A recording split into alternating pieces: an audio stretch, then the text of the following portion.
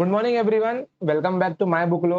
तो आइए आज हम लोग पढ़ने वाले हैं 15 और 16 मई का करंट अफेयर एक साथ, क्योंकि संडे को लेक्चर हमारा नहीं हुआ था। ओके, 15 एंड 16 मई का हम लोग आज एक साथ करंट अफेयर पढ़ने वाले हैं। क्वेश्चन नंबर 1 देखिए क्या लिखा हुआ है। क्वेश्चन नंबर 1 लिखा हुआ है, अंतर्राष्ट्रीय परिवार दिवस कब मनाया जाता है?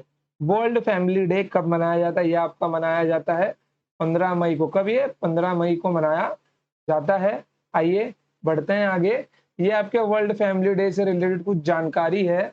यह परिवारों से संबंधित मुद्दों के बारे में जागरूकता को बढ़ावा देना चाहता है और इसका उद्देश्य जनसांख्यिकी, आर्थिक, राष्ट्र और सामाजिक प्रक्रियाओं को प्रभावित करने वाले ज्ञान को बढ़ावा देता है। देखो, और अब वर्ल्ड फैमिली डे ना मनाया क्यों जाता है? जैसे कि आप सब देख रहे हो कि आज के समय में 21st सेंचुरी के अंदर का तो सब लोग अपना सेपरेट फैमिली लेके रहना चाहते हैं। सब लोग अपना सेपरेट फैमिली लेके रहना चाहते हैं, लेकिन सेपरेट फैमिली लेके रहना अलग बात है। जैसे कि एक फैमिली है, उसके अंदर 2 बेटे हैं, दोनों की शादी हुई, दोनों अपना-अपना फैमिली अलग लेके रहने लगे, तो उनके माता-पिता कहाँ जाएँगे? तो इसका मेन उद्देश्य यही होता है कि वर्ल्ड फैमिली डे से लोगों को ये संदेश पहुँचाया जा सके कि एकल फैमिली, मतलब कि एक बोलते हैं ना, सिंगल फैमिली को लेकर रहने से अच्छा है कि आप सब एक साथ में रहे। ओके, अंतर्राष्ट्रीय परिवार दिवस को division for inclusive social development द्वारा आयोजित किया जाता है, जो संयुक्त राष्ट्र के आर्थिक और सामाजिक मामलों के विभाग यूएनडीएसए और ग्लोबल कम्युनिकेशन सिविल सोसाइटी का हिस्सा है। हर साल 15 मई को ओके हर साल 15 मई को अंतर्राष्ट्रीय परिवार दिवस मनाया जाता है। यह दिवस परिवारों द्वारा विकास में उनके द्वारा निभाई गई भूमिका को रेखांकित करता है। ओके, चलिए, तो ये जितने पॉइंट्स मैंने यहाँ पे लिखे हैं, ये आपको अपने नोट्स के अंदर लिख लेने हैं सारे के सारे। चलिए क्वेश्चन नंबर सेकंड देखते हैं। श्रीलंका के नए प्रधानमंत्री के रूप में किसे नियुक्त किया गया? ये क्वेश्चन मैंने आपको लास्ट टाइम पूछा था। इसका आंसर है रानिल विक्रमसिंघे। क्या है इनका आंसर? रानिल विक्रमसिंघे। तो ये है आपके रानिल विक्रमसिंघे जी। श्रीलंका के नए प्रधानमंत्री के रूप में रानिल विक्रमसिंघे को 12 मई 2022 को नियुक्त किया गया है। श्रीलंका सबसे बड़े आर्थिक संकट से गुजर रहा है, क्योंकि वो अपनी जनता का 30% टैक्स खुद पे करता था, जिससे वहां का सरकारी खजाना खाली हो गया। रानिल विक्रमसिंघे राजनीतिक परिवार से संबंध रखते हैं। आपको ही मालूम है कि इसके पहले जो प्रधानमंत्री थे राजपक्षे जी, वो भी राजनीतिक परिवार से संबंध रखते थे। इनके चाचा ज्यूनिस जयवर्धने लगभग 10 साल तक श्रीलंका के राष्ट्रपति रहे थे।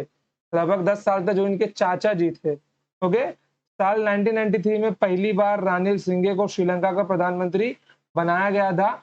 उनका प्रधानमंत्री के रूप में पहला कार्यकाल 1 साल से थोड़ा ज्यादा चल गया था, लेकिन अपना कार्यकाल पूरा कर नहीं पाए थे। ओके, श्रीलंका का आधिकारिक नाम श्रीलंका समाजवादी जनतांत्रिक गणराज्य दक्षिण एशिया में हिंद महानगर के उत्तरी भाग में एक द्वीपीय देश है। ये इसकी पोजीशन बताना चाहता है कि ये दक्षिण एशिया में आता है, हिंद महासागर में। भारत के दक्षिण में स्थित इस देश की दूरी भारत से मात्र 31 किलोमीटर दूर है। मतलब जो अपने देश का बॉर्डर हो, जो अपने देश का लास्ट पॉइंट है, यहाँ से श्रीलंका की दूरी मात्र 31 किलोमीटर है। 1972 तक इसका नाम क्या था? सिलोन था 1972 तक, जिसे 1972 में बदलकर लंका तथा 1978 में इसके आगे सम्मान सूचक शब्द श्री जोड़कर श्रीलंका कर दिया गया। श्रीलंका में वेदास जनजाति पाई जाती है। पाक जल संधि, ये भारत और श्रीलंका के बीच में एक जल संधि है। ओके, श्रीलंका और भारत के बीच में राम सेतु भी मौजूद है। राम सेतु के ऊपर डिस्कवरी का एक प्रोग्राम आता है, अगर आप लोग उसको देखोगे तो आप लोगों को बहुत कुछ सीखने को मिलेगा उस प्रोग्राम से। ओके, चलिए क्वेश्चन नंबर तीसरा देखिए। किस केंद्रीय मंत्री ने 13 मई 2022 को पटवाई स्थित देश के पहले अमृत सरोवर का उद्घाटन किया है? पटवाई क्या है? पटवाई आपका देश का वो पहला गांव है जहां पे अमृत सरोवर की स्थापना की गई है। इसका मैंने आपको बताया भी था कि पटवाई आपका देश का पहला राज्य है। हर जिले के अंदर 75 नए तालाब बनाए जाएंगे, जिनका नाम क्या होगा? अमृत सरोवर योजना के तहत ये सब किए जाएंगे। तो उस देश के केंद्रीय मंत्री का नाम क्या है बताइए? वहां के केंद्रीय मंत्री का नाम है अब्बास नकवी। क्या है? अब्बास नकवी। इनका पूरा नाम है मुख्तार अब्बास नकवी। ये देखिए, ये इनकी फोटो है। केंद्रीय अल्पसंख्यक कल्याण मंत्री मुख्तार अब्बास नकवी ने 13 मई 2022 को पटवाई स्थित देश के पहले अमृत सरोवर का उद्घाटन किया था। रामपुर उत्तर प्रदेश का पहला अमृत सरोवर न कि केवल पर्यावरण की रक्षा और जल संरक्षण में मदद करेगा, बल्कि आसपास के राज्यों के लोगों के लिए भी आकर्षण होगा। ओके, रामपुर एक क्या है? रामपुर के अंदर ये एक गांव आता है पटवाई। ओके, ये एक डिस्ट्रिक्ट है आपका रामपुर, और इसके अंदर एक गांव आता है पटवाई।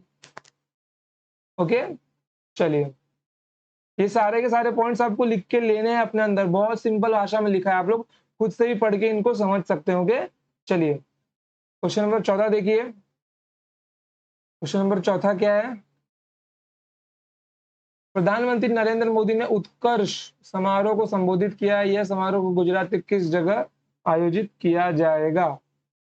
ये समारोह गुजरात के किस जगह आयोजित किया जाएगा? बताइए इसका उत्तर। ओके, ये भरूच में आयोजित किया जाएगा। अरे पेन कहाँ गया? ये भरूच में आयोजित किया जाएगा।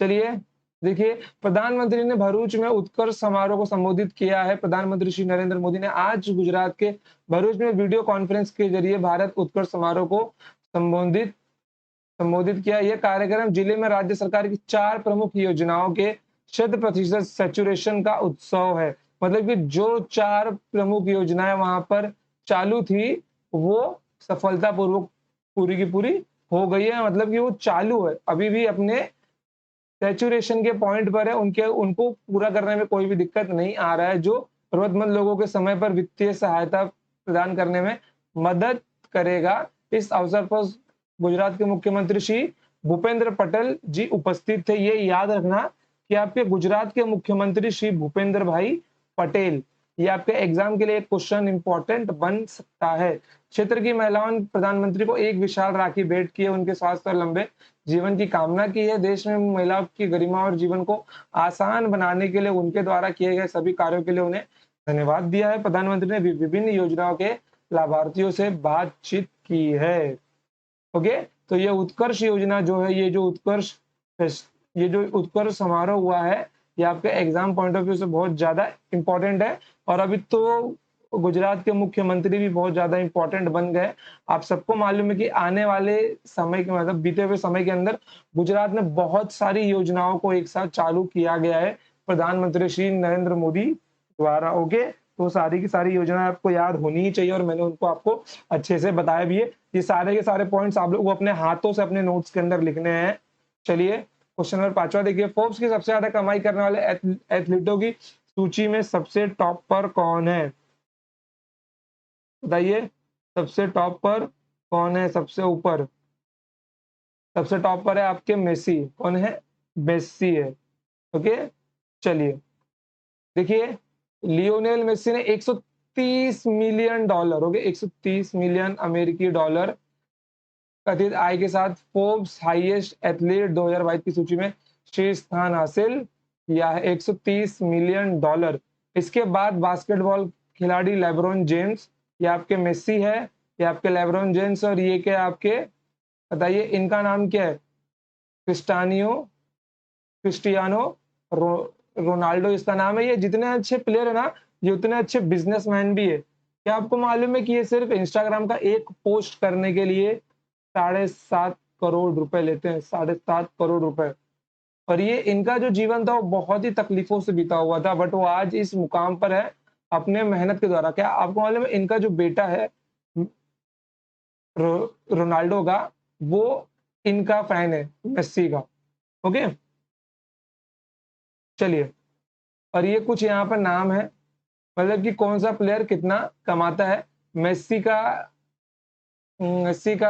यहाँ पे कितना, 130 मिलियन डॉलर्स। जेम्स का 121 मिलियन डॉलर। रोनाल्डो का 115 मिलियन डॉलर। नेमार का है 95 मिलियन डॉलर।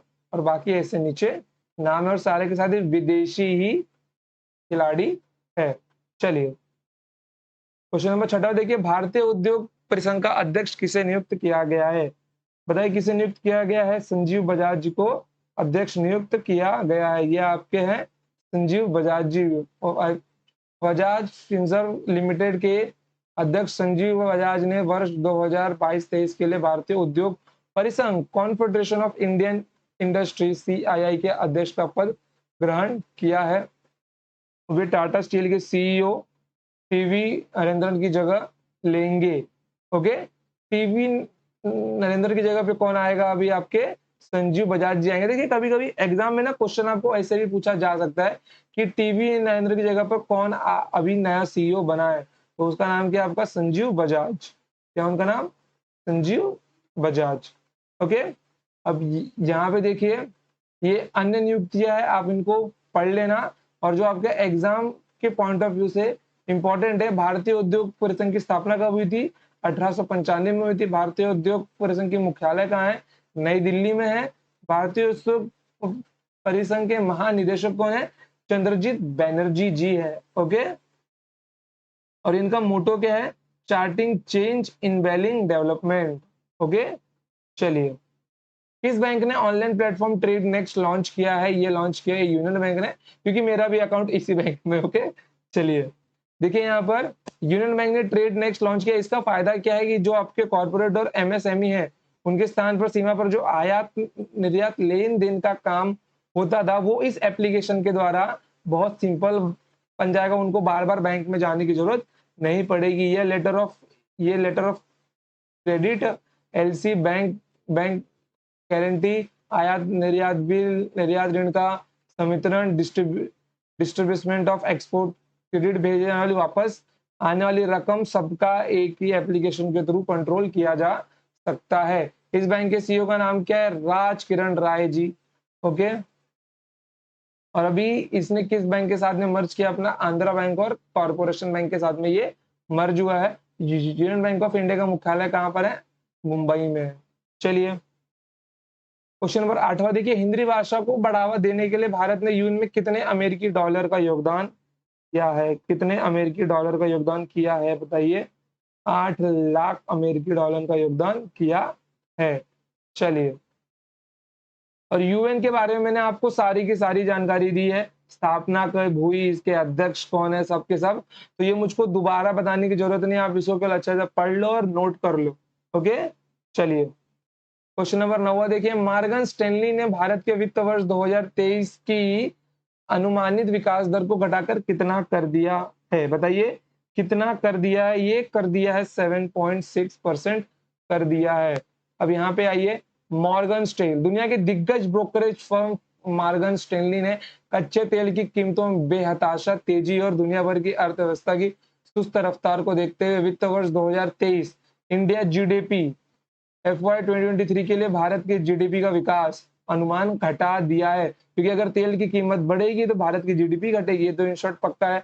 इस रेटिंग्स ने एजेंसी के जीडीपी अनुमान को 7.9% से घटाकर 7.6% कर दिया है। अमेरिकी ब्रोकरेज फर्म मॉर्गन स्टैनली के साथ ही वित्त वर्ष 24 के विकास अनुमान को भी 7% से घटाकर 6.7% कर दिया है। अब देखिए यहाँ पर आरबीआई ने एक स्टेटमेंट निकाला था कि कोविड में भारत को जितना भी लॉस हुआ है इकोनॉमिक में, उसको उससे उभरने के लिए भारत को लगभग 13 साल का समय लग जाएगा। लगभग 13 साल का समय लग जाएगा। और वहां पर अभी ये मॉर्गन स्टैनली की हरकतें सामने तो है ही हम लोगों के।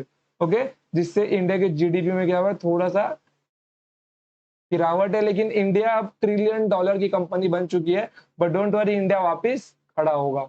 ओके, चलो क्वेश्चन नंबर 10वां देखिए, विश्व विश्व प्रवासी पक्षी दिवस कब मनाया जाता है? ये 14 मई को मनाया जाता है। विश्व प्रवासी पक्षी दिवस साल 2006 में इनके शुरुआत के बाद से वर्ष में 2 बार मनाया जाता है। अंतरराष्ट्रीय पक्षी दिवस 14 मई और 8 अक्टूबर 2022 को मनाया जाएगा।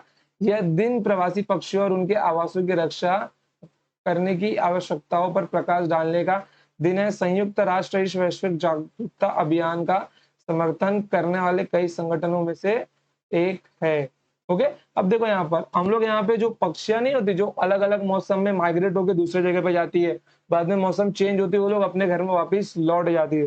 बट जब से ही शहरीकरण अपने पीक पर पहुंचा है, हर जगह मेट्रो स्टेशन वगैरह सब कुछ बनने लगे, तो वहां पे क्या होता है, पेड़ काट दिए जाते हैं। हाँ जी, ये बात है कि जो जो गवर्नमेंट पेड़ काटती है उसको उतने ही पेड़ लगाने पड़ते हैं, लेकिन उससे क्या फायदा होगा, पेड़ तो लगेंगे। आपको पता नहीं होगा कि अर्थ का 90% ऑक्सीजन सिर्फ और सिर्फ ओशन से आता है। जो ट्रीज का, जो पेड़ों का असली उपयोग होता है, वो होता है सिर्फ और सिर्फ बारिश के लिए, सिर्फ रेन के लिए। ओके, जिससे मौसम अच्छा बना रहे। हम लोग को ऑक्सीजन केवल ओशन से ही मिलती है 90%। ओके, और ट्रीज का काम क्या होता है, हमारे कार्बन डाइऑक्साइड को एब्जॉर्ब करना। और जहां जहां पे ट्रीज होती है वहां पे बारिश होने की संभावना ज्यादा होती है, लेकिन जहां पे पेड़ों की कमी होगी वहां पे संभावनाएं ज्यादा नहीं होंगी, क्योंकि जैसे जैसे जिस तेजी से मेट्रो हर जगह बन रहा है ना, उससे तो पेड़ों की संख्या घटती जा रही है। पेड़ लगा रहे हैं, लेकिन कहाँ पे लगा रहे हैं, जहाँ पे उनकी ज्यादा जरूरत नहीं है, जहाँ पे जंगल है, जंगल में पेड़ लगा के क्या अर्थ है। ओके, चलिए फिर बढ़ते हैं आगे। क्वेश्चन नंबर 11 देखिए, भारतीय सेना किस राज्य में गरीब छात्रों के लिए कोचिंग सेंटर खोलेगी। मणिपुर में गरीब छात्रों के लिए भारतीय सेना एक कोचिंग सेंटर खोलेगी। ग्रेट इनिशिएटिव, क्योंकि गरीब छात्रों के लिए खुद भारतीय सेना एक कोचिंग सेंटर खोलने जा रही है। भारतीय सेना ने पूर्वोत्तर के आर्थिक रूप से कमजोर और वंचित क्षेत्रों में के बच्चों को इंजीनियरिंग और मेडिकल प्रवेश जैसे अखिल भारतीय प्रतियोगी परीक्षाओं के लिए तैयार करने के लिए आवासीय कोचिंग इंस्टीट्यूशन प्रदान करना शुरू कर दिया। मतलब वहां के जो बच्चे होते हैं वो JEE और नीट जैसी परीक्षाओं में बैठ सके।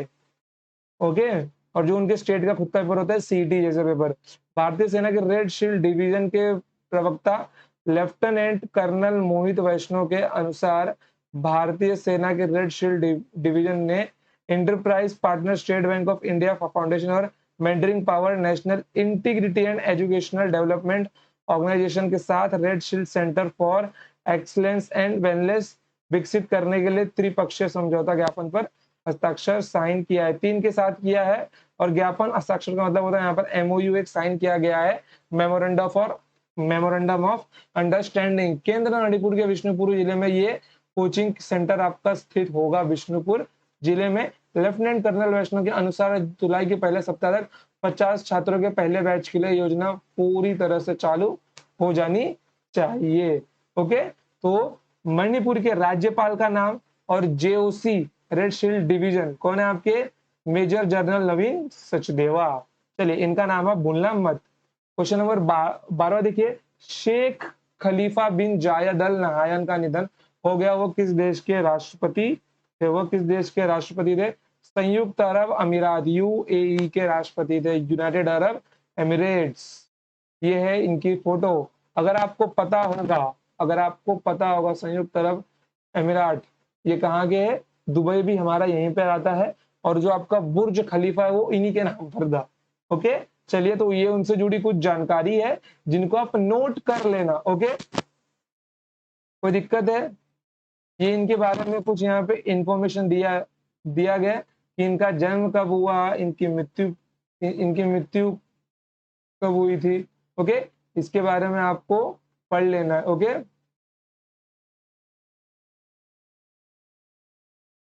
कोई दिक्कत यहाँ पे आपको, कोई दिक्कत नहीं है। चलो, तो आज के लिए मैं इतना ही रखता हूँ, मिलेंगे हम लोग नेक्स्ट टाइम। तब तक के लिए टाटा बाय बाय, जय हिंद जय भारत। और हर एक न्यूज को अच्छे से लिखना आप लोग, और नोट करना। ओके बच्चों, चलो, तो आज के लिए मैं इतना रखता हूँ, मिलेंगे नेक्स्ट टाइम। तब तक के लिए टाटा बाय बाय, जय हिंद जय भारत। पढ़ते रहिए और खुश रहिए। Till then, love you all.